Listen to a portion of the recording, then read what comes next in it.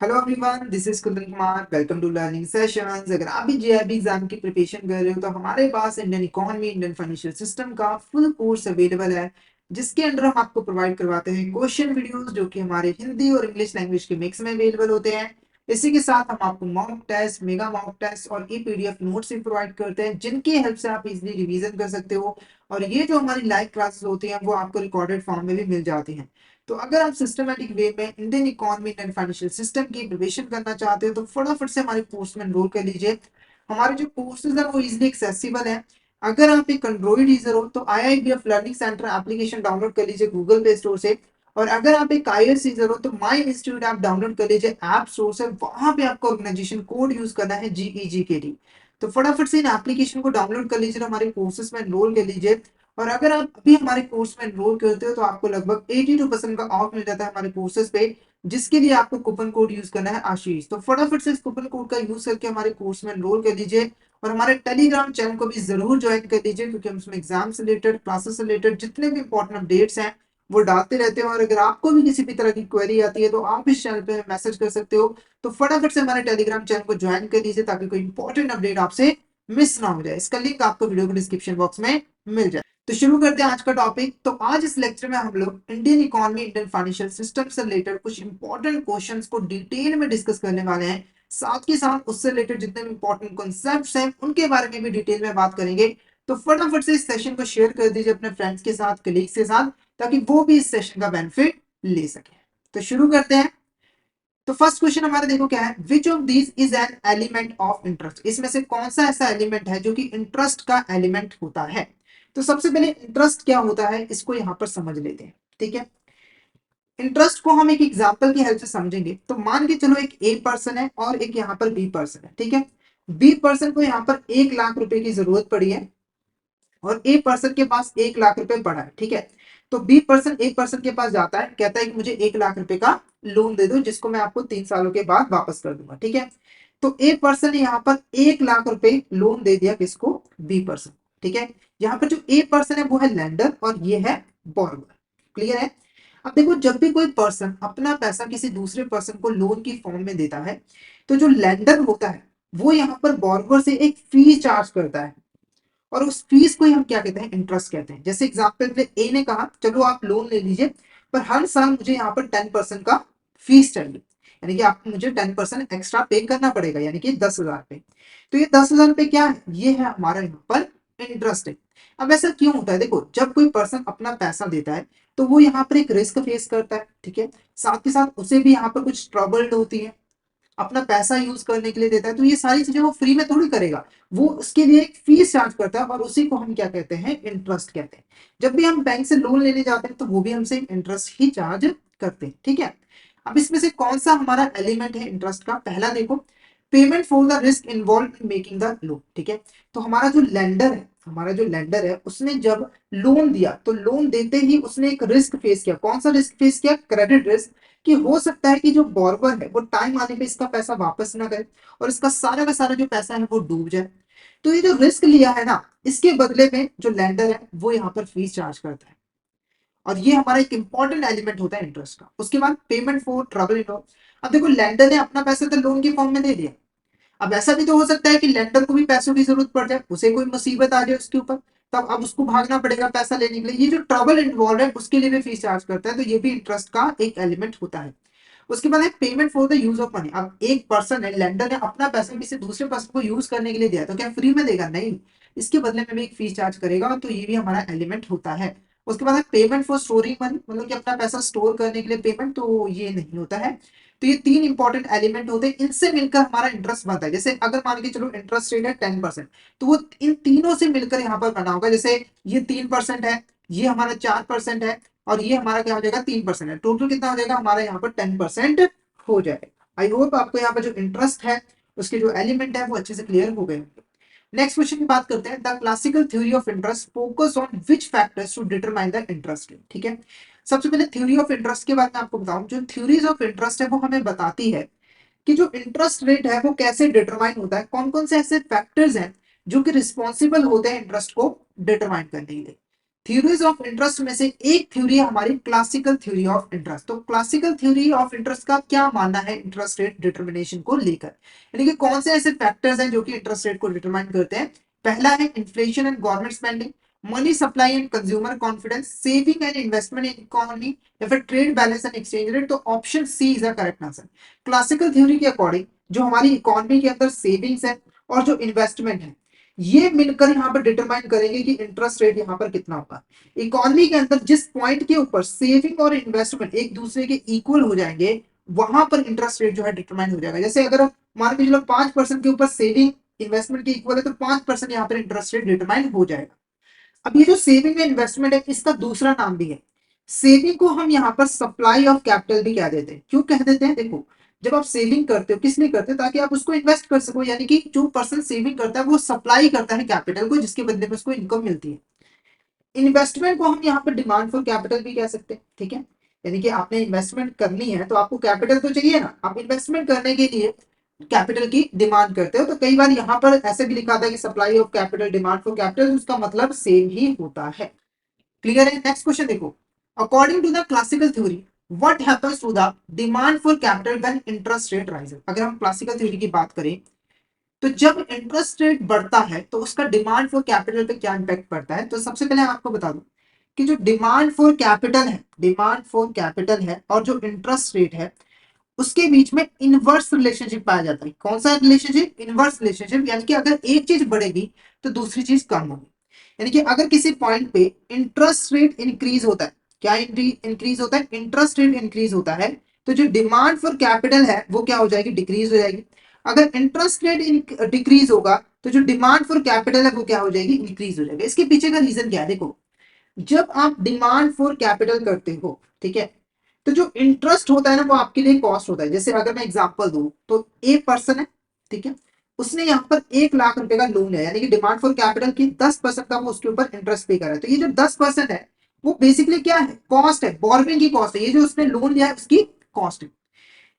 अगर मान के चलो ये 10% या 20% हो जाती है तो कॉस्ट क्या हो जाती है? डबल हो जाती है। और बोरविंग कॉस्ट महंगा होने की वजह से लोग यहाँ पर लोन लेना कम कर देते हैं, ठीक है। इसका मतलब क्या हुआ कि अगर इंटरेस्ट रेट बढ़ेगा तो हमारी जो डिमांड फॉर कैपिटल है वो डिक्रीज होगी। क्यों डिक्रीज होगी? क्योंकि बोरविंग कॉस्ट यहाँ पर हाई हो जाती है। तो इसका आंसर आपको पता लग ही गया होगा, option C is the correct answer. Option C is the correct answer, ठीक है। अब आपके दिमाग में क्वेश्चन जरूर आया होगा कि चलो डिमांड फॉर कैपिटल का तो पता लग गया कि इनवर्स रिलेशनशिप आया था, सप्लाई ऑफ कैपिटल का बताइए सर। सप्लाई ऑफ कैपिटल का क्या यहाँ पर रिलेशनशिप है? तो सप्लाई ऑफ कैपिटल और हमारा जो इंटरेस्ट रेट है उसके बीच में डायरेक्ट रिलेशनशिप आया था, डायरेक्ट या फिर पॉजिटिव रिलेशनशिप आया था। इसका क्या मतलब हो कि अगर एक चीज बढ़ेगी तो दूसरी चीज भी बढ़ेगी। इसके पीछे का रीजन देखो, जब आप सप्लाई करते हो ना कैपिटल, तो जो इंटरेस्ट रेट होता है वो आपकी इनकम होता है। देखो, अगर आपके पास 1 लाख रुपए था, अगर आपके पास 1 लाख रुपए था, ठीक है, आपने लोन दिया, उसके ऊपर जो इंटरेस्ट मिला वो आपके लिए क्या है? इनकम है। अगर वो 20% हो जाएगी तो आपकी इनकम क्या हो जाएगी? डबल हो जाएगी। तो आप खुश हो जाओगे, आप और सप्लाई करोगे। इंटरेस्ट रेट बढ़ने से सप्लाई ऑफ कैपिटल भी बढ़ेगी, इंटरेस्ट रेट कम होने से सप्लाई ऑफ कैपिटल भी कम हो जाएगी। क्लियर है? ये था हमारा रिलेशनशिप। नेक्स्ट बात करते हैं, selling of part of equity of public sector undertaking to private sector is known as, ठीक है। सबसे पहले पब्लिक सेक्टर अंडरटेकिंग का मतलब है यहाँ पर गवर्नमेंट अंडरटेकिंग, यानी कि ऐसी कोई कंपनी जो कि यहाँ पर गवर्नमेंट चलाती थी, यानी कि गवर्नमेंट की ओनरशिप थी। तो जब आप किसी गवर्नमेंट कंपनी के इक्विटी को सेल कर देते हो प्राइवेट सेक्टर को, तो वो हमारा क्या कहलाता है? तो option B, privatisation is the correct answer. Privatisation का मतलब यहाँ पर क्या हुआ कि हम ज्यादातर जो सेक्टर्स है हमारे उसको प्राइवेट सेक्टर में कन्वर्ट कर रहे हैं। वो आप किसी भी तरीके से कर सकते हो, या तो कंपनी के जो शेयर्स है वो सेल कर दो, या फिर पूरी की पूरी कंपनी ही सेल कर दो। यहाँ पर बात की जा रही है जब आप पब्लिक सेक्टर के इक्विटी शेयर सेल कर रहे हैं प्राइवेट सेक्टर को, यानी कि प्राइवेट ओनरशिप को इंक्रीज कर रहे हैं, तो वो हमारा प्राइवेटाइजेशन जो है वो कहलाता है। नेक्स्ट क्वेश्चन हमारा, विच of the following statement is correct about the new industrial policy 1991, ठीक है। तो 1991 के अंदर इकोनॉमिक रिफॉर्म ले आए गए थे, जिसके अंदर लिबरलाइजेशन जो है वो ले आई गई थी। यानी कि जो रूल्स एंड रेगुलेशन थे, जो एक्सेसिव थे, एक्सेसिव रिस्ट्रिक्शन थे, उनको यहाँ पर रिमूव किया गया था, जिसके लिए न्यू इंडस्ट्रियल पॉलिसी 1991 यहाँ पर लेकर आई गई थी। तो इसके रिगार्डिंग कौन से स्टेटमेंट यहाँ पर करेक्ट है? पहला, it it made it compulsory for industry to obtain licence for all project. जैसे ही ये यहाँ पर लॉ आया, इसने क्या किया, सभी प्रोजेक्ट के लिए लाइसेंस लेना कंपलसरी कर दिया। तो ये स्टेटमेंट क्या है, बिल्कुल करेक्ट है, गलत है। क्यों गलत है? क्योंकि देखो जब ये न्यू इंडस्ट्रियल पॉलिसी आई ना, तो गवर्नमेंट ने यहाँ पे जो लाइसेंसिंग का जो सिस्टम था उसको एबॉलिश कर दिया था। कुछ इंडस्ट्रीज जो कि यहाँ पर सिक्योरिटी के रिगार्डिंग इंपॉर्टेंस रखती थी, स्ट्रेटेजिक इंपॉर्टेंस रखती थी, उनको छोड़कर बाकी सभी में जो लाइसेंस लेने का जो मसला था उसको खत्म ही कर दिया गया था, ताकि जो एक्सेसिव रिस्ट्रिक्शन है उसको खत्म किया जा सके। उसके बाद it gave dominant position in the public sector. तो ये जो पॉलिसी थी उसने पब्लिक सेक्टर को प्रमोट किया, डोमिनेंट पोजीशन यहाँ पर प्रोवाइड की इकोनॉमी के अंदर। तो ये भी गलत है। क्यों? क्योंकि ये जो न्यू इंडस्ट्रियल पॉलिसी उसने प्राइवेट सेक्टर को प्रमोट किया था और उसे डोमिनेंट पोजीशन जो है हासिल करने में हेल्प की थी। तो यहाँ पर ऑप्शन बी हमारा करेक्ट होगा, क्योंकि यही सिर्फ एक स्टेटमेंट जो है वो करेक्ट है regarding the new industrial policy 1991। Next question देखो यहाँ पर, under 1991 economic reforms industrial licence was abolished except for. तो जैसे मैंने आपको बताया था कि 1991 के अंदर न्यू इंडस्ट्रियल पॉलिसी आई थी, उसने जो लाइसेंस का मसला था उसे पूरी तरीके से खत्म नहीं किया था, बल्कि कुछ इंडस्ट्रीज को छोड़ दिया था, बाकी सारे प्रोजेक्ट में कैंसिल कर दिया था। तो कौन सी ऐसी इंडस्ट्रीज है? पहला cigars and cigarette, defence equipment, industrial explosives, hazardous chemicals. तो ऑप्शन डी हमारे यहाँ पर क्या होगा, करेक्ट आंसर होगा। तो ये सभी जो इंडस्ट्रीज है इनको आज के टाइम में भी यहाँ पर लाइसेंस जो है वो लेना पड़ता है। नेक्स्ट क्वेश्चन देखो, which of this is action taken by government for deglobalisation. Deglobalisation करने के लिए इसमें से कौन सा एक्शन जो है गवर्नमेंट लेती है? सबसे पहले डी ग्लोबलाइजेशन है क्या, उसका मतलब समझो। ग्लोबलाइजेशन के अंदर हम अपनी इकोनॉमी को ओपन कर देते हैं, हम दूसरे कंट्रीज के साथ ट्रेड करते हैं, दूसरे कंट्रीज के साथ रिसोर्सेज को शेयर करते हैं, टेक्नोलॉजी को शेयर करते हैं, ठीक है। यानी कि ग्लोबलाइजेशन के अंदर कंट्रीज की जो इंटरडिपेंडेंस है वो इंक्रीज होता है, जो इंटीग्रेशन है वो यहाँ पर इंक्रीज होता है। डी ग्लोबलाइजेशन ग्लोबलाइजेशन का बिल्कुल ऑपोजिट है। डी ग्लोबलाइजेशन के अंदर हम यहाँ पर दूसरे देशों के साथ जो इंटरडिपेंडेंस है, हमारी जो इंटीग्रेशन है उसको कम करना शुरू कर देते हैं। ऐसा क्यों होता है? देखो ज्यादा ग्लोबलाइजेशन की वजह से क्या होता है कि जब एक देश में कोई प्रॉब्लम आती है तो उसका इंपैक्ट दूसरे देश पे भी पड़ता है। तो इस चीज को देखते हुए कुछ कंट्रीज ने यहाँ पर डी ग्लोबलाइजेशन का भी सहारा लिया, यानी कि जो इंटरडिपेंडेंस है उनकी दूसरी कंट्रीज के ऊपर, इंटीग्रेशन है ना, उसको थोड़ा कम किया गया, जो ट्रेड है उसको थोड़ा सा कम किया गया, इन्वेस्टमेंट जो है उसको थोड़ा सा कम किया गया, ताकि अगर एक देश ने गलत पॉलिसी बनाई है तो उसका हमारे ऊपर कोई भी इंपैक्ट ना पड़े। कौन कौन से एक्शन ले सकते हैं? पहला tariff, import codes, income tax and non tariff barriers. तो हमारा जो आंसर रहेगा वो रहेगा हमारा फर्स्ट, सेकंड एंड फोर्थ, ठीक है। इनकम टैक्स को छोड़ के बाकी सारे ये एक्शन है।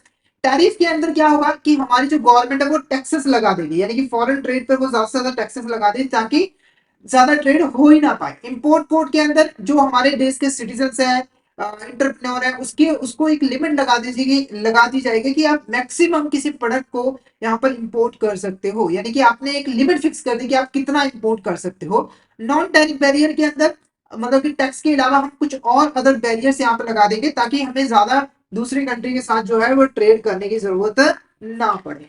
नेक्स्ट क्वेश्चन देखो, dash is a process of formulating and implementing strategies, policies, action to guide and manage an economy. एक ऐसी प्रोसेस जिसके अंदर हम यहाँ पर different different strategies, policies, actions को फॉर्मुलेट करते हैं, बनाते हैं और इंप्लीमेंट करते हैं ताकि हम अपनी इकोनॉमी को गाइड कर सके, उसको अच्छे तरीके से मैनेज कर सके। ऑप्शन है market fluctuation, economic planning, country planning, fiscal policy. तो जो आंसर है economic planning is a correct answer. India के अंदर जो इकोनॉमिक प्लानिंग है वो 1951 से यहाँ पर स्टार्ट हुई थी। किसने की थी? प्लानिंग कमीशन ने की थी। प्लानिंग कमीशन ने 5 ईयर प्लान से यहाँ पर इकोनॉमिक प्लान करनी स्टार्ट की थी। नेक्स्ट बात करते हैं, which of the following is not a की एस्पेक्ट ऑफ इकोनॉमिक प्लानिंग। इसमें से कौन सा ऐसा एस्पेक्ट है जो कि इकोनॉमिक प्लानिंग का पार्ट नहीं होता? पहला, setting goals for economic growth. Economic growth करने के लिए हम यहाँ पर गोल्स सेट करते हैं, तो ये एक इंपॉर्टेंट पार्ट होता है इकोनॉमिक प्लानिंग का। आइडेंटिफाइंग रिसोर्सेज अवेलेबल, जो हमारे पास रिसोर्सेज अवेलेबल हैं इन गोल्स को पूरा करने के लिए, उसे हम आइडेंटिफाई करते हैं।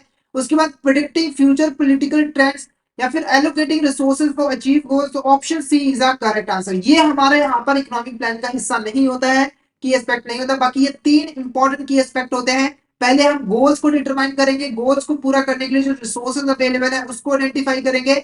उसके बाद उन रिसोर्सेज को प्रॉपर तरीके से एलोकेट करेंगे ताकि हमारे जो गोल्स हैं उनको हम यहाँ पर अचीव कर सके।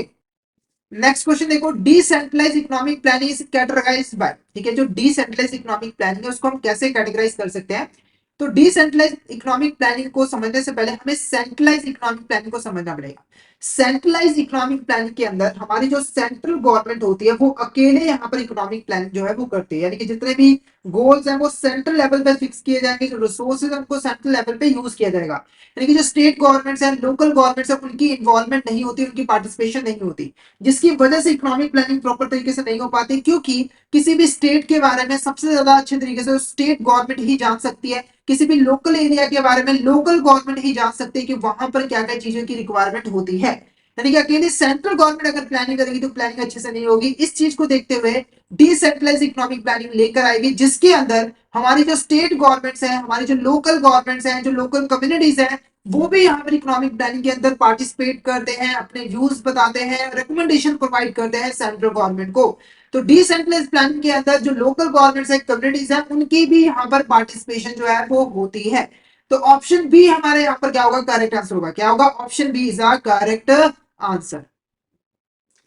नेक्स्ट क्वेश्चन देखो, which of the following is not a key objective of economic planning. हम जो इकोनॉमिक प्लानिंग करते हैं तो हमारे कुछ ऑब्जेक्टिव्स होते हैं, तो इसमें से ऐसा कौन सा ऑब्जेक्टिव है जो कि इकोनॉमिक प्लानिंग का ऑब्जेक्टिव नहीं होता है। पहला, reducing dependence of foreign imports, तो हमें जो फॉरेन इंपोर्ट्स हैं उनके ऊपर जो डिपेंडेंस है उसे कम से कम करना है। तो ये एक इंपॉर्टेंट ऑब्जेक्टिव होता है इकोनॉमिक प्लानिंग के अंदर। हम यहाँ पर सेल्फ इंडिपेंडेंट होना चाहते हैं, यानी कि जिस चीजों की हमें जरूरत है वो हम खुद से प्रोड्यूस करें, हमें कहीं से इंपोर्ट करने की जरूरत ना पड़े।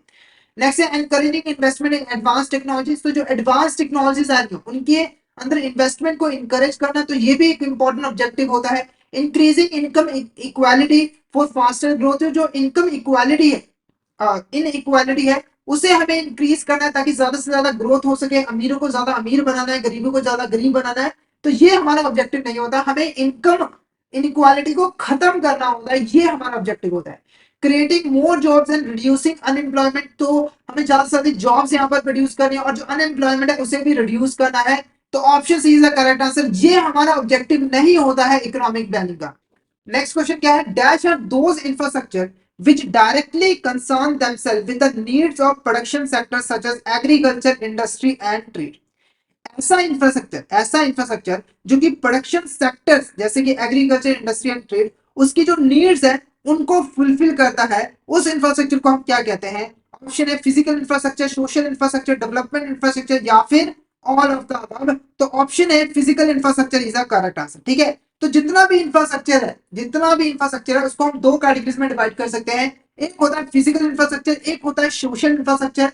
फिजिकल इंफ्रास्ट्रक्चर वो इंफ्रास्ट्रक्चर होता है जो कि प्रोडक्शन सेक्टर की जो नीड्स है उनको फुलफिल करता है, प्रोडक्शन करने में हेल्प करता है, जैसे कि एनर्जी सेक्टर हो गया हमारा, ट्रांसपोर्टेशन यहाँ पर सिस्टम हो गया।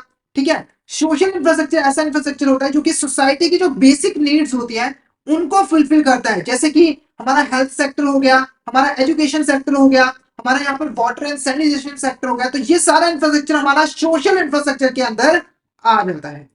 नेक्स्ट क्वेश्चन बात करते हैं, which of the following is not considered a part of physical infrastructure. इसमें से कौन सा ऐसा इंफ्रास्ट्रक्चर है जो कि फिजिकल इंफ्रास्ट्रक्चर का पार्ट नहीं है। पहला, ट्रांसपोर्टेशन सिस्टम, तो ये एक इंपॉर्टेंट पार्ट होता है फिजिकल इंफ्रास्ट्रक्चर का। एजुकेशन इंस्टीट्यूशन, तो ये हमारा पार्ट होता है सोशल इंफ्रास्ट्रक्चर का, तो ये फिजिकल इंफ्रास्ट्रक्चर का पार्ट नहीं होता है। एनर्जी सिस्टम, ये भी हमारा फिजिकल इंफ्रास्ट्रक्चर का पार्ट होता है।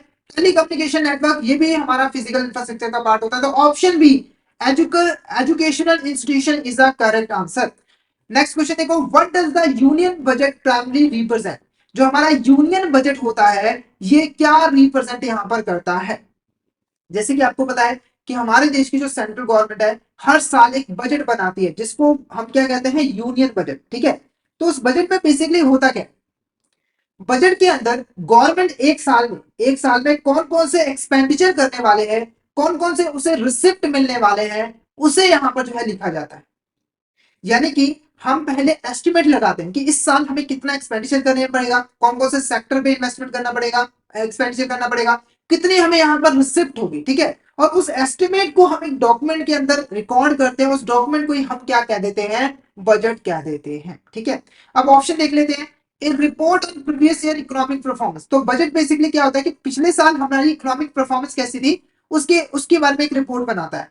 या फिर the forecast the future economic trend, future में क्या होने वाला है उसको फोरकास्ट करने के लिए, प्रिडिक्ट करने के लिए यूज किया जाता है। या फिर statement of government income and expenditure for a year, a set of new laws and regulation for business.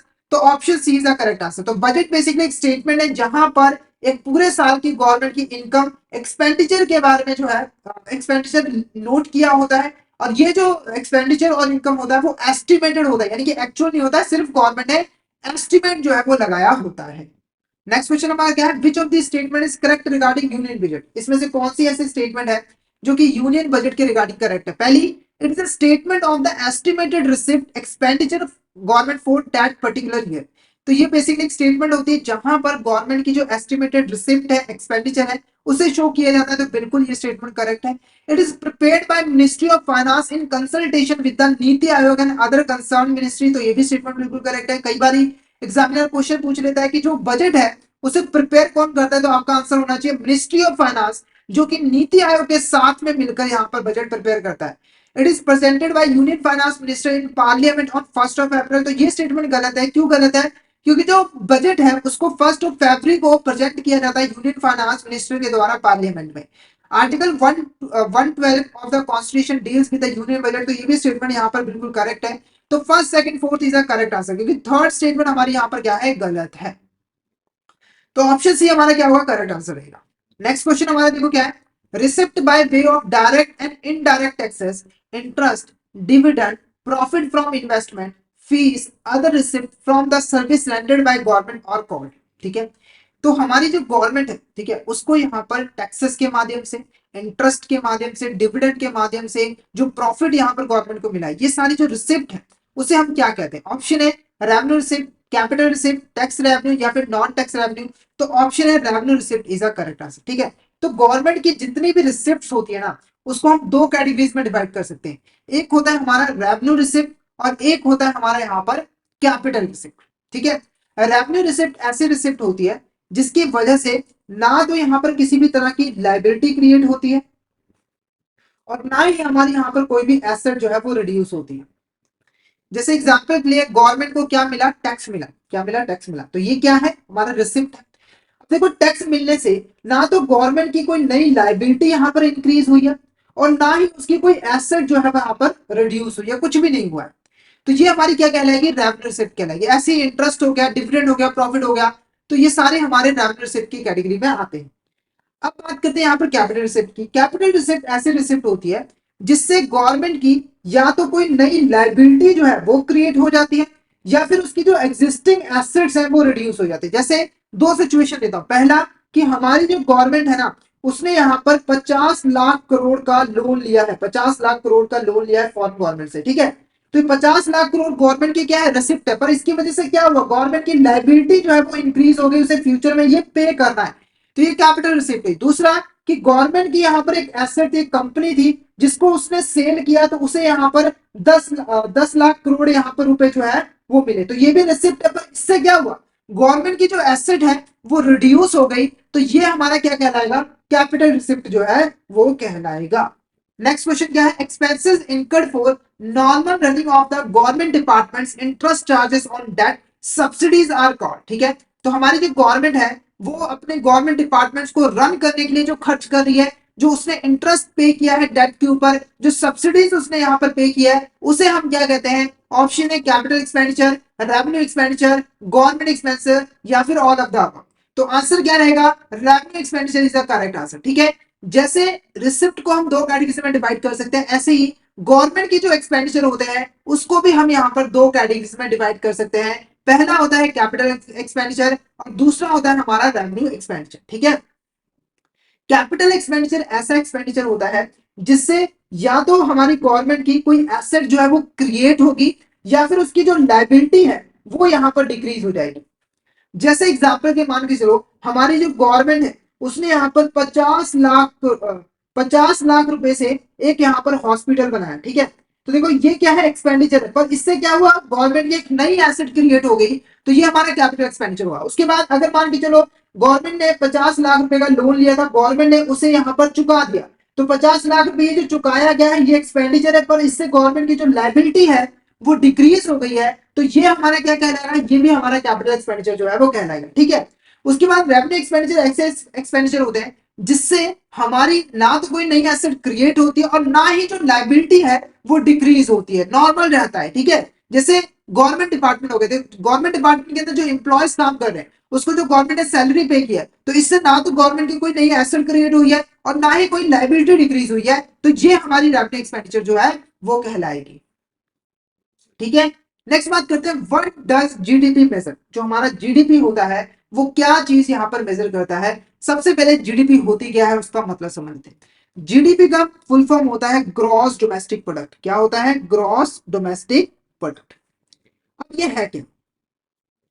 अब ये है क्या? ठीक है, तो अगर हम सिंपल भाषा में बात करें तो एक साल के अंदर एक देश के अंदर जो टोटल गुड्स एंड सर्विसेज यहां पर प्रोड्यूस हुई हैं उसकी जो मार्केट वैल्यू होती है उसको हम जीडीपी कहते हैं। अब ये जो गुड्स और सर्विसेज होती है वो फाइनल गुड्स एंड सर्विसेज होती है जो कंप्लीट हो चुकी है। कहने का मतलब क्या है, जैसे हम इंडिया की एग्जांपल है, ठीक है, तो अगर मान के चलो 2018-19 के अंदर 100 मिलियन, ठीक है, 100 मिलियन की गुड्स एंड सर्विसेज यहाँ पर प्रोड्यूस हुई है, तो 100 मिलियन यहाँ पर क्या होगी? ये हमारी क्या होगी? जीडीपी होगी। वैसे इंडिया की जीडीपी इतनी नहीं है, इंडिया की जीडीपी तो ट्रिलियंस में है, फिर भी जस्ट एग्जांपल मैंने आपको यहाँ पर समझाया है। किसी और देश की भी यहाँ पर एग्जांपल ले सकते हो, किसी दूसरे छोटे देश की भी यहाँ पर एग्जांपल ले सकते हो। तो सिंपल भाषा में क्या है कि एक कंट्री के अंदर एक साल के अंदर जितनी भी final goods and services produce होती है उसकी जो मार्केट वैल्यू होती है उसी को हम उस देश की जीडीपी जो है वो कहते हैं। क्या कहते हैं? जीडीपी कहते हैं, यानी कि ग्रॉस डोमेस्टिक प्रोडक्ट। अब ऑप्शन देख लेते हैं। पहला ऑप्शन कह रहा है the total value of all goods and services traded internationally, यानी कि इंटरनेशनली जो भी गुड्स एंड सर्विसेज का हमने ट्रेड किया है उसकी जो टोटल वैल्यू है उसे हम जीडीपी कहते हैं, तो गलत है। The total income earned bye all citizen in a country, यानी कि कंट्री के अंदर जितने भी सिटीजन है उन्होंने जो टोटल इनकम अर्न की है, या फिर total market value of final goods and services produced domestically in a year, तो ऑप्शन सी हमारा यहाँ पर क्या होगा? करेक्ट आंसर होगा। Option C is the correct answer. ठीक है, अब बात करते हैं टाइप ऑफ जीडीपी की। अब बात करते हैं यहाँ पर टाइप ऑफ जीडीपी की। तो हमारी जो जीडीपी होती है वो बेसिकली यहाँ पर दो टाइप की होती है। पहली होती है नॉमिनल जीडीपी, दूसरी होती है रियल जीडीपी। अब ये होते क्या? देखो, पहले बात करते हैं नॉमिनल जीडीपी की। ठीक है, तो अगर आप यहाँ पर गुड्स एंड सर्विसेज की, ठीक है, आप यहाँ पर गुड्स एंड सर्विसेज की जो वैल्यू है, टोटल वैल्यू है, उसको यहाँ पर करंट मार्केट प्राइस पे कैलकुलेट करते हो तो वो हमारा कहलाता है नॉमिनल जीडीपी। जैसे एग्जांपल के लिए आप 2018 और 19 की जीडीपी कैलकुलेट कर रहे हो, उसके लिए आपको क्या करना पड़ेगा? जो फाइनल गुड्स एंड सर्विसेज है उनकी वैल्यू को, टोटल वैल्यू को कैलकुलेट करना पड़ेगा। और ये जो कैलकुलेशन आप कर रहे हो करंट प्राइस पे करो, यानी कि 2018 और 19 के अंदर जो प्राइसेस चल रहे हैं उसके ऊपर आपने गुड्स और सर्विसेज की वैल्यू को कैलकुलेट किया है, तो यहाँ पर जो जीडीपी कैलकुलेट होगी वो हमारी नॉमिनल जीडीपी जो है वो कहलाएगी। यानी कि नॉमिनल जीडीपी के अंदर जो इन्फ्लेशन या फिर डिफ्लेशन है उसको हम कंसीडर नहीं करते हैं। ठीक है, उसके बाद बात करते हैं रियल जीडीपी की। रियल जीडीपी क्या होता है? तो रियल जीडीपी के अंदर जो इन्फ्लेशन का इंपैक्ट होता है उसको हम पहले खत्म करते हैं।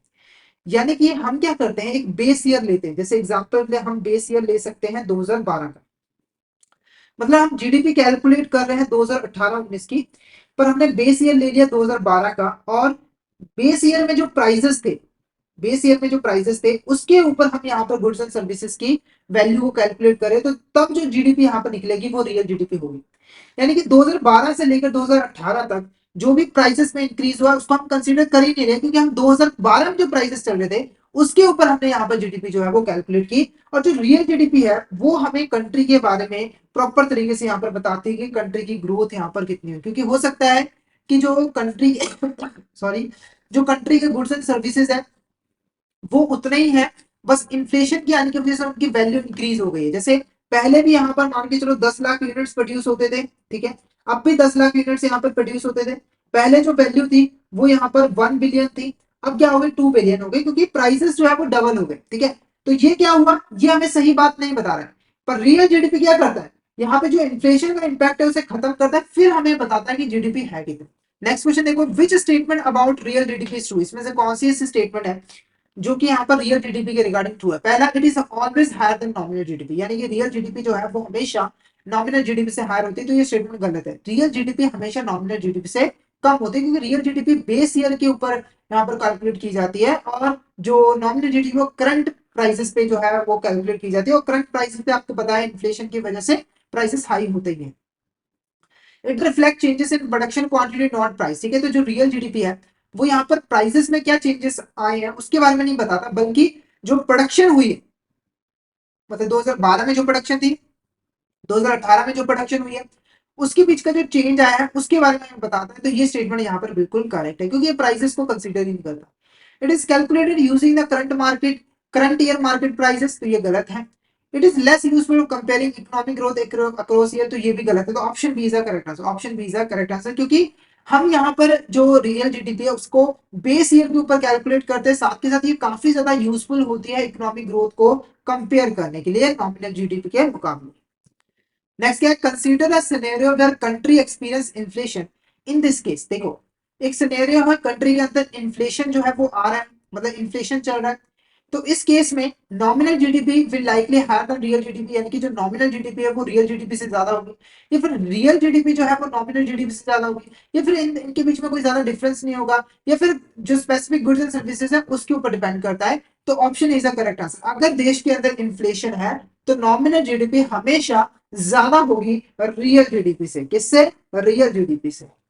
नेक्स्ट क्वेश्चन देखो क्या है यहाँ पर, according to the liquidity preference theory, according to the liquidity preference theory of interest, interest is the reward for, ठीक है। तो जो लिक्विडिटी प्रेफरेंस थ्योरी थी इसको यहाँ पर जे एम केन्स ने इंट्रोड्यूस किया था, जे एम केन्स ने यहाँ पर इंट्रोड्यूस किया था, ठीक है। तो इस थ्योरी के अकॉर्डिंग इंटरेस्ट किस चीज का रिवार्ड है, हमें इंटरेस्ट क्यों मिलता है? पहला, डिसइन्वेस्टमेंट करने की वजह से, डिस होल्डिंग की वजह से, डिस सेविंग की वजह से, या फिर पार्टिंग विद यहाँ पर लिक्विडिटी, ठीक है। तो मेरा जो आंसर है वो है option D, parting with liquidity. जब कोई पर्सन अपनी लिक्विडिटी को छोड़ता है, अपनी लिक्विडिटी को त्याग देता है, तो उसके लिए उसको यहाँ पर इंटरेस्ट रिवार्ड जो है वो मिलता है। अब लिक्विडिटी का मतलब क्या है, देखो, हर पर्सन चाहता है, हर पर्सन यहाँ पर चाहता है कि उसके पास जो एसेट्स हो वो लिक्विड फॉर्म में हो, जैसे कि कैश में हो या फिर हाईली लिक्विड एसेट हो, ताकि जब भी उसे पैसे की जरूरत हो तो वो उसको यहाँ पर यूज कर सके बिना किसी दिक्कत के। जैसे अगर आप ट्रैवल भी करते हो तो आप अपने पास कैश हमेशा रखते हो ताकि मुझे कोई यहाँ पर दिक्कत ना हो। ये नॉर्मल यहाँ पर कंडीशन होती है, ठीक है। अब किसी केस में अगर ऐसा हो कि जो पर्सन है उसने अपने पैसे को, अपने लिक्विडिटी को त्याग दिया, कैसे त्याग दिया, उसके बाद जो पैसा था वो उसने लोन की फॉर्म में किसी दूसरे पर्सन को दे दिया, ठीक है। तो ये जो उसने त्याग किया है अपनी लिक्विडिटी को, उसके बदले में ही उसको यहाँ पर इंटरेस्ट रिवॉर्ड के फॉर्म में मिलता है। क्योंकि देखो, हर पर्सन चाहता है कि उसके पास लिक्विड एसेट हो, पर जब उसे कोई रिवॉर्ड मिलता है तो वो अपनी लिक्विडिटी को छोड़ने के लिए तैयार हो जाता है। तो हमारी जो लिक्विडिटी थ्योरी है इसके अकॉर्डिंग जब कोई पर्सन अपनी लिक्विडिटी से अपनी लिक्विडिटी को छोड़ता है, अपनी लिक्विडिटी को त्यागता है, तो उसके बदले में उसको इंटरेस्ट यहाँ पर मिलता है। क्लियर है? अब जो बाकी टर्म्स है उसके बारे में भी यहाँ थोड़ा समझ लो। डिसइन्वेस्टमेंट क्या होता है, देखो, जब आप आपने कहीं इन्वेस्टमेंट की हो और आप उस इन्वेस्टमेंट को डिस्पोज कर देते हो यानी कि उसको सेल कर देते हो, तो वो हमारा डिसइन्वेस्टमेंट कहलाता है। जैसे अगर आपने किसी कंपनी के 100 शेयर्स परचेज किए हुए थे, ठीक है, जब आपने परचेज किया तो वो कहलाया इन्वेस्टमेंट। जब आपने उसको सेल कर दिया, डिस्पोज ऑफ कर दिया, खत्म कर दिया, तो वो हमारा इन्वेस्टमेंट कहलाया। डिसहोल्डिंग होता है जब आपने अपने पास कैश को होल्ड करके रखा था, जब आप उसको मतलब कि उस कैश को इन्वेस्ट कर देते हो, यानी कि आप होल्डिंग करना छोड़ देते हो, कैश को इकट्ठा करना छोड़ देते हो, तो वो डिसहोल्डिंग कहलाता है। डिस सेविंग का मतलब है जब आप सेविंग करना यहाँ पर छोड़ देते हो, ठीक है। नेक्स्ट क्वेश्चन क्या है, according to Keynes in short term period supply of money. अगर हम केन्स की बात करें तो शॉर्ट टर्म पीरियड के अंदर जो सप्लाई ऑफ मनी है वो क्या होती है, कंटिन्यूसली इंक्रीज होती रहती है, कंटिन्यूसली डिक्रीज होती रहती है, कांस्टेंट रहती है, या फिर ऑल ऑफ द अबव। तो option C, remain constant is the correct answer. तो जो केन्स थे उनका मानना था कि जो मनी सप्लाई है उसके ऊपर गवर्नमेंट का कंट्रोल होता है, ठीक है। इसीलिए शॉर्ट टर्म के अंदर जो सप्लाई ऑफ मनी होती है वो कांस्टेंट रहती है, पर जो हमारी डिमांड ऑफ लिक्विडिटी हो वो यहाँ पर चेंज होती रहती है, ठीक है। नेक्स्ट क्या है, according to liquidity preference theory of interest the rate of interest is determined by. अगर हम लिक्विडिटी प्रेफरेंस थ्योरी की बात करें तो जो इंटरेस्ट रेट है वो कैसे डिटरमाइन होता है, पहला, इन्वेस्टमेंट और सेविंग की वजह से, इन्वेस्टमेंट एंड प्रोडक्टिविटी की वजह से, या फिर demand for liquidity and supply of money की वजह से। तो option C is the correct answer, यानी कि कोई पर्सन यहाँ पर कितनी डिमांड कर रहा है लिक्विडिटी की और मनी की सप्लाई कितनी है, उसके बेसिस पे डिटरमाइन होगा कि इंटरेस्ट रेट यहाँ पर कितना होगा। और जिस पॉइंट पे ये दोनों एक दूसरे के इक्वल हो जाएंगे वहां पर इंटरेस्ट रेट जो है वो डिटरमाइन हो जाएगी। नेक्स्ट क्वेश्चन देखो यहाँ पर, physical deficit is calculated by subtracting. Physical deficit को हम कैसे कैलकुलेट करते हैं, तो सबसे पहले यहाँ पर मैं आपको डेफिसिट का मतलब समझा दूं। डेफिसिट का मतलब क्या है कि जब भी हमारी गवर्नमेंट के एक्सपेंडिचर, जब भी हमारी गवर्नमेंट के एक्सपेंडिचर उसके रिसिप्ट से ज्यादा हो जाते हैं, रेवेन्यू से ज्यादा हो जाते हैं, तो वो जो डिफरेंस होता है वो हमारा डेफिसिट कहलाता है। जैसे एग्जांपल ले, अगर गवर्नमेंट के एक्सपेंडिचर है 100 मिलियन के, है ना, और उसके जो रिसिप्ट है वो 90 मिलियन है, तो ये जो 10 मिलियन का डिफरेंस है ये हमारा डेफिसिट जो है वो कहलाता है। ठीक है, अब ये डेफिसिट कई तरह के होते हैं, जिसमें से एक डेफिसिट होता है हमारा फिस्कल डेफिसिट। फिस्कल डेफिसिट को यहाँ पर कैसे कैलकुलेट किया जाता है, तो ऑप्शन ये कह रहा है टोटल एक्सपेंडिचर में से आप टोटल बोरिंग माइनस कर दो तब आ जाएगा, या फिर टोटल रेवेन्यू में से आपको टोटल रिकवरीज यहाँ पर माइनस करनी है एक्सक्लूडिंग बोरिंग, या फिर टोटल रेवेन्यू रिसिप्ट में से एक्सटर्नल ग्रांट्स आपको माइनस करने हैं, या फिर टोटल एक्सपेंडिचर में से टोटल रेवेन्यू आपको माइनस करने हैं excluding boring. So option D is the correct answer. यानी कि फिस्कल डेफिसिट का जो सिंपल सा फॉर्मूला है वो यही है कि टोटल एक्सपेंडिचर, जो टोटल एक्सपेंडिचर है उसमें से आपको टोटल रेवेन्यू को यहाँ पर माइनस करना है। अब जब आप टोटल रेवेन्यू की बात करोगे तो इसमें जो बोरविंग्स है उसे आपको इंक्लूड नहीं करना है, क्योंकि वो रेवेन्यू हमारी है नहीं। ठीक है, जैसे मैं अगर एग्जांपल दूं तो मान के चलो जो एक्सपेंडिचर है वो 100 मिलियन का है, जो टोटल रिसिप्ट है वो है हमारी यहाँ पर 90 मिलियन की, जिसमें से 10 मिलियन हमारी बोरविंग्स है। तो आपको क्या करना है, इसमें से पहले 10 मिलियन को माइनस करना है, जो 80 मिलियन बचा है वो आपका टोटल रेवेन्यू हो गया। ठीक है, एक्सक्लूडिंग बोरविंग्स माइनस किया तो 20 मिलियन ये हमारा क्या होगा, ये हमारे यहाँ पर फिस्कल डेफिसिट जो है वो कहलाएगा। ठीक है, नेक्स्ट क्वेश्चन देखो, the excess of government revenue expenditure over revenue receipt is known as.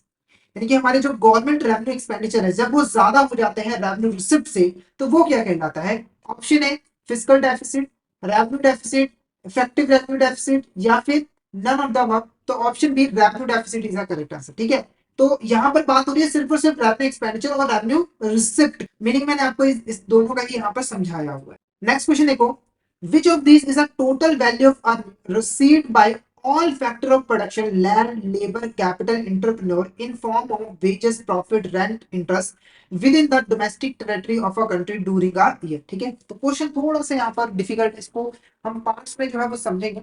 सबसे पहले यहाँ पर मैं आपको बताऊं कि जब हम यहाँ पर प्रोडक्शन करते हैं, जब हम यहाँ पर प्रोडक्शन करते हैं ना, तो हमें यहाँ पर कुछ रिसोर्सेज, कुछ यहाँ पर चीजों की जरूरत पड़ती है जिसको हम फैक्टर्स ऑफ प्रोडक्शन कहते हैं। जैसे कि हमें यहाँ पर लैंड की जरूरत पड़ती है, लेबर की जरूरत पड़ती है, कैपिटल की भी जरूरत पड़ती है, और इंटरप्रेन्योर की भी यहाँ पर जरूरत जो है वो पड़ती है। तो ये चारों हमारे क्या है, फैक्टर ऑफ प्रोडक्शन है जिनका यूज करके हम प्रोडक्शन करते हैं। ठीक है, अब जब ये काम करते हैं ना तो ये फ्री में काम नहीं करते, बल्कि इनको पैसा मिलता है। क्या मिलता है, इनको पैसा मिलता है, इनकम रिसीव होती है, अर्निंग रिसीव होती है। अब ये जो लैंड होता है ना, इसको मिलता है हमारा रेंट। लैंड को क्या मिलता है, रेंट। लेबर को मिलता है वेजेस, एंटरप्रेन्योर को मिलता है प्रॉफिट, और जो कैपिटल है उसके ऊपर मिलता है यहाँ पर इंटरेस्ट। ठीक है, तो एक डोमेस्टिक टेरिटरी के अंदर, एक कंट्री के अंदर एक साल के अंदर ये जो फैक्टर ऑफ प्रोडक्शन है, इन्होंने जो टोटल अर्निंग की है, इन्होंने जो टोटल अर्निंग यहाँ पर की है वेजेस, प्रॉफिट, रेंट, इंटरेस्ट के फॉर्म में, उस टोटल अर्निंग को हम यहाँ पर किस चीज से डिनोट करते हैं, क्या कहते हैं। पहला NDP at factor cost, NDP at market prices, NDP at factor production, या फिर नन ऑफ द अबव। तो ऑप्शन है NDP at factor cost is the correct answer. NDP की यहाँ पर अगर मैं फुल फॉर्म बताऊं तो ये है हमारा यहाँ पर नेट डोमेस्टिक प्रोडक्ट। क्या है हमारे यहाँ पर, net domestic product. Net domestic product क्या होता है, तो ग्रॉस डोमेस्टिक प्रोडक्ट में से जब आप डेप्रिसिएशन को माइनस कर देते हो तो बाद में जो अमाउंट बचती है वो हमारा नेट डोमेस्टिक प्रोडक्ट जो है वो कहलाता है। ठीक है, तो ये नेट डोमेस्टिक प्रोडक्ट होता है, वो मार्केट प्राइस पे भी हम कैलकुलेट करते हैं, फैक्टर कॉस्ट में भी कैलकुलेट करते हैं। जब आप मार्केट प्राइसेस पे गुड्स और सर्विसेज की वैल्यू को कैलकुलेट करते हो और उसमें से डेप्रिसिएशन माइनस करते हो तो वो हमारा एनटीपी एट मार्केट प्राइसेस कहलाता है। पर जब आप यहाँ पर कॉस्ट के ऊपर गुड्स और सर्विसेज की वैल्यू कैलकुलेट करते हो और डेप्रिसिएशन माइनस करते हो तो वो हमारा एनटीपी एट फैक्टर कॉस्ट जो है वो कहलाता है। नेक्स्ट क्वेश्चन देखो यहाँ पर, विच of this equation is correct regarding the NDP at factor cost. जो एनडीपी एट फैक्टर कॉस्ट है इसके रिगार्डिंग कौन सी स्टेटमेंट यहाँ पर करेक्ट है, तो देखो NDP at factor cost is equal to NDP at market price plus indirect taxes plus subsidies, या फिर NDP market price minus indirect tax plus subsidies, या फिर NDP market prices minus indirect taxes minus subsidies, या फिर none of the above. तो option B is the correct answer. तो इस तरीके से आप यहाँ पर कैलकुलेट कर सकते हो NDP at market factor cost. ठीक है, तो अगर आपके पास एनटीपी एट मार्केट प्राइसेस है उसमें से इंटरनेट टैक्सेस को करो माइनस, सब्सिडीज को कर दो प्लस, तो आपका आ जाएगा एनडीपी एट फैक्टर कॉस्ट। क्या आ जाएगा, NDP at factor cost. Next question देखो, dash is calculated by subtracting the income earned by foreigners in India from the income earned by Indians in foreign countries. ठीक है, अब ये question क्या है, देखो हर कंट्री के जो सिटीजन होते हैं वो दूसरी कंट्री में जाके काम करते हैं और पैसा कमाते हैं। देखो इंडिया के अंदर भी बहुत सारे ऐसे फॉरेनर्स हैं जिन्होंने अपने बिजनेस स्टैब्लिश किए हुए हैं और वो पैसा कमाते हैं और अपने देश में भेजते हैं। ऐसे इंडिया के भी बहुत सारे सिटीजन हैं जो कि यहाँ पर दूसरे दूसरे देशों में गए हुए हैं, जैसे यूएसए में गए हुए हैं, कनाडा में गए हुए हैं, ठीक है। वहां पर वो यहाँ पर पैसा कमाते हैं, ठीक है। तो जब हम यहाँ पर अगर हम इंडिया की बात करें तो जो फॉरेनर ने जो पैसा कमाया है और इंडिया के सिटीजन ने फॉरेन में जो पैसा कमाया है उसको सब्ट्रैक्ट करते हैं, तो बाकी की जो अमाउंट होती है वो क्या कहलाती है। जैसे अगर एग्जांपल दूं तो जो फॉरेनर्स हैं इंडिया के अंदर उन्होंने 100 मिलियन कमाए हैं और जो इंडिया के जो सिटीजन हैं उन्होंने फॉरेन के अंदर 150 मिलियन यहाँ पर कमाए हैं। तो ये जो 50 मिलियन का डिफरेंस है इसे हम क्या कहेंगे। ऑप्शन है net factor income from India, net factor income from abroad, national income from country, या फिर नन ऑफ द अबव। तो option B net factor income from abroad is a correct answer. Net factor income from abroad is a correct answer, यानी कि abroad से हमें net income यहाँ पर कितनी रिसीव जो है वो हुई। नेक्स्ट क्वेश्चन देखो, when there is a inflation in economy then what action take government to reduce inflation. अगर यहाँ पर किसी इकोनॉमी के अंदर इन्फ्लेशन है तो हमारी जो गवर्नमेंट है वो कौन सा यहाँ पर एक्शन लेगी इन्फ्लेशन को रिड्यूस करने के लिए। पहला, add more money to the economy, economy के अंदर और ज्यादा पैसा जो है वो डाल देगी, या फिर there will be no change in the amount of money in the economy, या फिर decrease the supply of money in the economy, ठीक है। तो पहले यहाँ पर चीज जानो कि इन्फ्लेशन क्यों आता है। देखो, इन्फ्लेशन के आने के दो रीजन हो सकते हैं। एक होता है कि डिमांड बहुत ज्यादा इंक्रीज हो गई जिसकी वजह से जो गुड्स एंड सर्विसेज के प्राइसेस है वो भी इंक्रीज हो गए। दूसरा क्या होता है कि कॉस्ट यहाँ पर इंक्रीज हो गई है। क्या हो गई, कॉस्ट इंक्रीज हो गई है, ठीक है। दोनों ही सूरतों में अगर हमारी जो गवर्नमेंट है वो इन्फ्लेशन को कंट्रोल करना चाहती है तो उसे मनी सप्लाई को यहाँ पर कम करना होता है। क्यों करना होता है, जैसे ही मनी सप्लाई कम होगी लोगों के पास पैसा कम होगा और वो यहाँ पर डिमांड करना भी कम कर देंगे। अगर लोगों के पास पैसा ही नहीं है तो वो क्या यहाँ पर चीजों की डिमांड करेंगे, ठीक है। तो अगर इन्फ्लेशन है तो गवर्नमेंट को जो सप्लाई ऑफ मनी है उसको डिक्रीज करने की जो है यहाँ पर जरूरत होती है। नेक्स्ट बात करते हैं, which of this is a measure taken by government to reduce inflation. इसमें से कौन सा ऐसा यहाँ पर स्टेप है, मेजर है जो कि गवर्नमेंट को लेना चाहिए इन्फ्लेशन को रिड्यूस करने के लिए। पहला, कट्स इन गवर्नमेंट स्पेंडिंग, जो गवर्नमेंट स्पेंडिंग है उसे यहाँ पर कम करना है, या फिर increase in government expenditure, printing new currency, या फिर ऑल ऑफ द अबव। तो option A is a correct answer. जो गवर्नमेंट है उसे इमीडिएटली अपनी जो स्पेंडिंग है उसे यहाँ पर कम कर देना है, क्योंकि देखो जब गवर्नमेंट स्पेंडिंग करती है तो गवर्नमेंट से पैसा इकोनॉमी के अंदर जाता है, लोगों के पास जाता है, वो डिमांड करते हैं और इन्फ्लेशन जो है वो बढ़ जाता है। क्लियर है। तो गवर्नमेंट को क्या करना चाहिए, उसे इन्फ्लेशन को कम करने के लिए अपनी जो गवर्नमेंट स्पेंडिंग है उसे यहाँ पर कम कर देनी है ताकि जो मनी सप्लाई है वो यहाँ पर कम हो सके। नेक्स्ट क्वेश्चन देखो, which of this is a measure taken by RBI to reduce inflation, ठीक है। अब देखो जो हमारे देश के अंदर जो आरबीआई है वो मनी मनी सप्लाई को कंट्रोल करने का काम करती है। जो आरबीआई वो अपनी मॉनेटरी पॉलिसी के द्वारा मनी सप्लाई को जो है वो कंट्रोल करती है, जरूरत पड़ने पर उसे इंक्रीज भी करती है और जरूरत पड़ने पे उसे डिक्रीज भी करती है, ठीक है। तो अगर आरबीआई यहाँ पर इन्फ्लेशन को रिड्यूस करना चाहती है तो वो क्या करेगी, मनी सप्लाई को क्या कर देगी, डिक्रीज कर देगी, जिसके लिए कुछ यहाँ पर स्टेप्स उसे लेने पड़ेंगे। जैसे कि पहला है rationing of credit. Rationing of credit का मतलब क्या होता है कि जो आरबीआई है उन्होंने यहाँ पर बैंकों के ऊपर एक लिमिट लगा दी है कि मैक्सिमम वो मैक्सिमम जो यहाँ पर लैंडिंग कर सकते हैं बैंक, उसकी एक लिमिट फिक्स कर दी है। जैसे आरबीआई बैंकों को कह सकती है कि आप एक साल के अंदर मैक्सिमम 100 मिलियन यहाँ पर लैंडिंग कर सकते हो, उससे ज्यादा नहीं कर सकते हो, जिससे जो मनी सप्लाई है वो कंट्रोल में रहे, ठीक है। उसके बाद इंक्रीजिंग सीआरआर एंड एसएलआर, ठीक है। तो सीआरआर एंड एसएलआर में क्या होता है कि हमारी जो बैंक है उसको अपने टोटल डिपॉजिट्स का, टाइम और डिमांड डिपॉजिट का एक सर्टेन परसेंटेज रिजर्व करके रखना पड़ता है, सेव करके रखना पड़ता है। सीआरआर के केस में जो बैंक है वो अपने डिपॉजिट का सर्टेन परसेंटेज आरबीआई के पास रिजर्व करके रखती है। एसएलआर के केस में वो अपने डिपॉजिट के सर्टेन परसेंटेज अपने पास ही रिजर्व करके यहाँ पर रखते हैं लिक्विड फॉर्म में, ठीक है। तो अगर इनको इंक्रीज कर दिया जाएगा तो ज्यादा से ज्यादा पैसा जो है वो बैंकों को रिजर्व करके रखना पड़ेगा, जिसकी वजह से उनके पास लोन देने के लिए पैसा कम हो जाएगा और अल्टीमेटली इकोनॉमी के अंदर जो मनी सप्लाई है वो भी यहाँ पर कम हो जाएगी। नेक्स्ट है ओपन मार्केट ऑपरेशन, ठीक है। तो जो ओपन मार्केट ऑपरेशन है वो भी यहाँ पर परफॉर्म कर सकती है। ओपन मार्केट ऑपरेशंस के अंदर जो आरबीआई है वो गवर्नमेंट की सिक्योरिटीज की यहाँ पर सेल परचेज करती है। जैसे अगर यहाँ पर किसी पॉइंट ऑफ टाइम पर मनी सप्लाई को डिक्रीज करना है, जैसे यहाँ पर मनी सप्लाई को क्या करना है, डिक्रीज करना है, तो हमारी जो आरबीआई को क्या करेगी, गवर्नमेंट सिक्योरिटीज को क्या कर लेगी, सेल कर देगी। सेल करने से क्या होगा, लोग उसको परचेज करेंगे, लोगों से पैसा किसके पास आएगा, आरबीआई के पास आएगा, आरबीआई उस पैसे को किसे दे देगी, गवर्नमेंट को दे देगी। जिससे इकोनॉमी के अंदर जो मनी सप्लाई है वो कम हो जाएगी और इन्फ्लेशन भी कम हो जाएगी। इसका ऑपोजिट, अगर मनी सप्लाई को इंक्रीज करना है तो आरबीआई यहाँ पर क्या करेगी, जो जो गवर्नमेंट सिक्योरिटीज है उसको परचेज कर लेगी, जिससे पैसा इकोनॉमी के अंदर चला जाएगा। क्लियर है? तो यहाँ पर हमारा जो आज का टॉपिक है वो यहाँ पर ओवर होता है। तो हमने यहाँ पर आईएफएस से रिलेटेड कुछ इंपॉर्टेंट टॉपिक्स को डिटेल में डिस्कस कर लिया है। जैसे कि हमने थ्योरीज ऑफ इंटरेस्ट के बारे में पढ़ा, इंटरेस्ट क्या होता है, कैसे डिटरमाइन होता है, कौन कौन सी थ्योरीज हैं, उसके बारे में हमने कुछ इंपॉर्टेंट क्वेश्चंस यहाँ पर जो है डिस्कस किए। उसके बाद हमने इन्फ्लेशन के बारे में भी यहाँ पर कुछ क्वेश्चन जो है वो अटेम्प्ट किए, इंफ्रास्ट्रक्चर के बारे में पढ़ा। तो अगर आपको यहाँ पर किसी भी तरह का डाउट हो तो आप चैट बॉक्स में मैसेज करके देख सकते हो। साथ के साथ जो प्रीवियस वीडियोस है उन्हें भी जरूर एक बार यहाँ पर देखिएगा, क्योंकि उसमें भी हमने कुछ इंपॉर्टेंट क्वेश्चंस को यहाँ पर डिटेल में डिस्कस किया है। तो अगर आप आईएफएस की प्रिपरेशन बेहतर तरीके से करना चाहते हैं और फर्स्ट अटेम्प्ट में उसे क्लियर करना चाहते हैं तो आप इस सीरीज को जरूर यहाँ पर फॉलो कीजिएगा, वीडियोस को फॉलो कीजिएगा, ताकि आपकी जो प्रिपरेशन है वो यहाँ पर बेहतर तरीके से हो पाए। ठीक है, कंटिन्यूस बेसिस पे मैं आपके लिए इंपॉर्टेंट क्वेश्चन जो है वो लेकर आता रहूंगा। ये जो क्वेश्चन है वो आईएफएस के हैं, साथ ही साथ हमारी जो एएफएम की सीरीज है वो भी यहाँ पर चल रही है। तो एएफएम की प्रिपरेशन करने के लिए आपको वो वीडियोस को भी यहाँ पर गो थ्रू करना जरूरी है। ठीक है, साथ के साथ अगर आप सिस्टमेटिक वे में आईएफएस की प्रिपरेशन करना चाहते हो तो हमारे कोर्स में जरूर एनरोल कर लीजिए, जिसके अंदर हम आपको प्रोवाइड करवाते हैं क्वेश्चन वीडियोस जो कि हमारी हिंदी और इंग्लिश लैंग्वेज के मिक्स में अवेलेबल होते हैं। इसी के साथ हम आपको mock test, mega mock test और ई पीडीएफ नोट्स भी प्रोवाइड करते हैं, जिनकी हेल्प से आप इजीली रिवीजन कर सकते हो। और ये जो हमारी लाइव क्लास होती है वो आपको रिकॉर्डेड फॉर्म में भी मिल जाती हैं। तो अगर आप सिस्टमेटिक मैनर में Indian economy and financial system की प्रिपरेशन करना चाहते हो तो फटाफट से हमारे कोर्स में एनरोल कर लीजिए।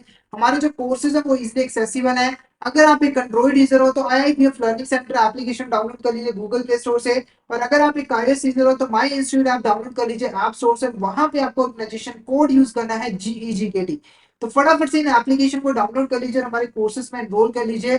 और अगर आप अभी हमारे कोर्स में एनरोल करते हो तो आपको लगभग 82% का ऑफ मिलता है हमारे कोर्सेज पे, जिसके लिए आपको कूपन कोड यूज करना है आशीष। तो फटाफट से इस कूपन कोड का यूज करके हमारे कोर्स में एनरोल कर लीजिए और हमारे टेलीग्राम चैनल को भी जरूर ज्वाइन कर लीजिए, क्योंकि हम इसमें एग्जाम से रिलेटेड, क्लासेस से रिलेटेड जितने भी इंपॉर्टेंट अपडेट्स हैं वो डालते रहते हैं। और अगर आपको भी किसी भी तरह की क्वेरी आती है तो आप इस चैनल पर मैसेज कर सकते हो। तो फटाफट से हमारे टेलीग्राम चैनल को ज्वाइन कर लीजिए ताकि कोई इंपॉर्टेंट अपडेट आपसे मिस ना हो जाए। इसका लिंक आपको वीडियो को डिस्क्रिप्शन बॉक्स में मिल जाए। तो आज के लिए इतना ही। अगर सेशन अच्छा लगा तो सेशन को लाइक कर देना, हमारे चैनल को सब्सक्राइब कर देना और शेयर जरूर कर देना अपने फ्रेंड्स के साथ, कलीग्स के साथ, ताकि वो भी इस सेशन का बेनिफिट ले सके। चैनल को जब सब्सक्राइब करो तो जो नोटिफिकेशन आइकन है उसको जरूर प्रेस कर देना, ताकि जो हमारी नई वीडियोस है उसका नोटिफिकेशन सबसे पहले आपके पास पहुंचे और कोई भी वीडियो आपसे यहाँ पर मिस ना हो सके। तो thank you so much everyone, मिलते हैं नेक्स्ट क्लास में।